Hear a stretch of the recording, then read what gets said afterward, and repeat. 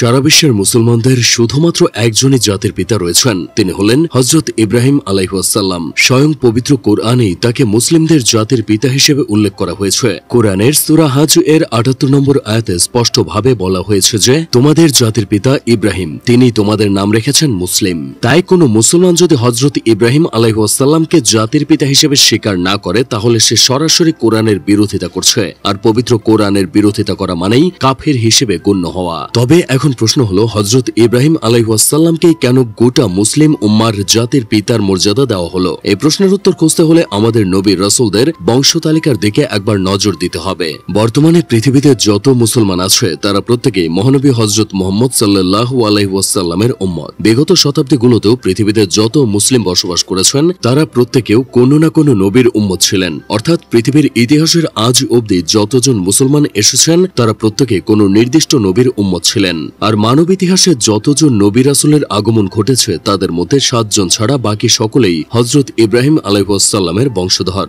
সেই হিসেবে তিনি যে মুসলিম বিশ্বের জাতির পিতা তা নিয়ে কোনো সন্দেহ থাকার অবকাশ নেই। হযরত ইব্রাহিম আলাইহিসসালাম ছিলেন হযরত নূহ আলাইহিসসালামের ১১তম অধস্তন পুরুষ। নূহ আলাইহিসসালামের মৃত্যুর ২০০০ বছর পর তিনি এই পৃথিবীতে আসেন। তার পিতার নাম ছিল আজর।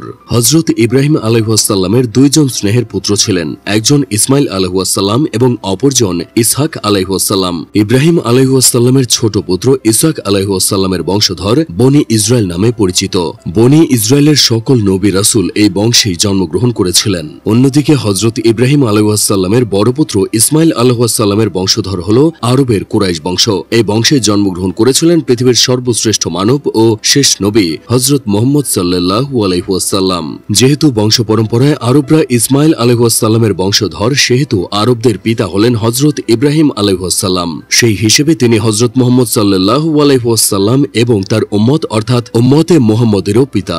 এমনকি উম্মতে মুহাম্মদীকে হযরত ইব্রাহিম আলাইহিসসালামই মুসলিম হিসেবে নামকরণ করেছেন। এদিকে সূরা হজ এর ৮৮ নম্বর আয়াতের তাফসীরে মুফাসসিরগণ বলেন যে হযরত ইব্রাহিম আলাইহিসসালাম ছিলেন আরবদের বংশগত পিতৃপুরুষ। তবে মর্যাদার দিক দিয়ে তিনি সমগ্র মুসলিম বিশ্বের পিতার আসনে আসেন। অর্থাৎ বংশ পরম্পরায় হযরত ইব্রাহিম আলাইহিসসালাম সব মুসলিমের পিতা না হলেও সম্মানের দিক দিয়ে সবার কাছে পিতার সমতুল্য। আর এই বিষয়ে মুসলিম বিশ্বের ঐক্য গঠনের ক্ষেত্রে গুরুত্বপূর্ণ ভূমিকা পালন করে। পৃথিবীতে অসংখ্য বংশের, অসংখ্য গোষ্ঠীর এবং অসংখ্য জাতির মুসলিমরা বসবাস করছে। তবে জাতির পিতা হিসেবে তাদের সকলের কাছেই একমাত্র নাম হলো হযরত ইব্রাহিম আলাইহিসসালাম।